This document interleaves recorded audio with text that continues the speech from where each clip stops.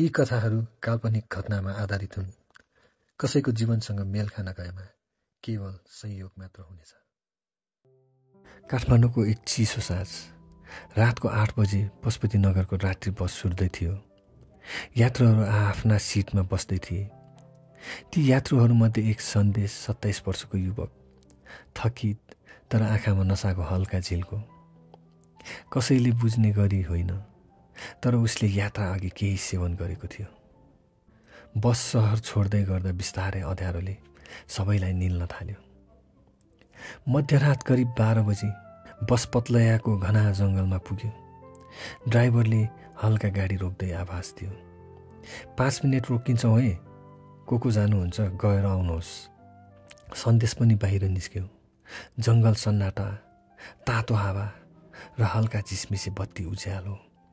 मोबाइलको टर्चले बाटो देखाउँदै उसले चुरोट सल्कायो। अचानक त्यो उज्यालोको छेउमा एक सेतो कपडा लिप्त आकृति उभिएको जस्तै देखियो। कपालहरू तैरिँदै, अनुहार अस्पष्ट, तर नजर सिधै उतिर। सन्देशको शरीर काप्यो। को हो तिमी? ऊ बिस्तारै भन्यो। कुनै उत्तर आएन, तर त्यो आकृति हावामा तैरिए जस्तो हरायो।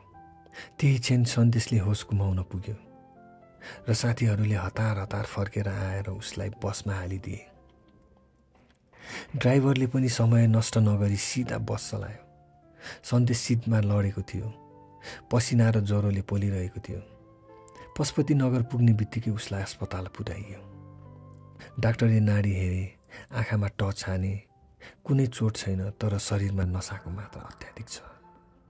डाक्टरले भने, सायद हेलोसिनेसन हो, नसाको असर। नर्सले सन्देशलाई सोधे, के भएको थियो त्यहाँ सर? सन्देशले कापेको स्वरमा भन्यो, सेतो कपडा उडेको थियो। म देख्दै थिएँ, तर ऊ बिस्तारै विलीन भयो। डाक्टर मुस्क मुस्कुराए र भने, हामीले हिजो पनि त्यही बाटोमा आएको एक अर्का बिरामीलाई उपचार गरेका थियौँ। उसले पनि सेतो छाया देखेको थियो भन्दै डराउँदै थियो। सन्देशलाई केही दिनपछि थाहा भयो, पत्लायाको जङ्गल नजिक पहिल्यै एउटा सानो दुर्घटना भएको थियो। एक केटीले पनि त्यही ठाउँमा आत्महत्या गरेकी थिइन्, सेतो कपडामा। त्यसपछि राति त्यहाँ बाटो काट्ने र नसा सेवन गर्ने मानिसहरूले धुवाँ जस्तो छाया देख्ने भनी गुनासो गर्दै आएका छन्। तर अस्पतालको रिपोर्ट अनुसार सन्देशको शरीरमा नसाको असरले हेलोसिनेसन निम्त्याएको थियो। नसाको असर।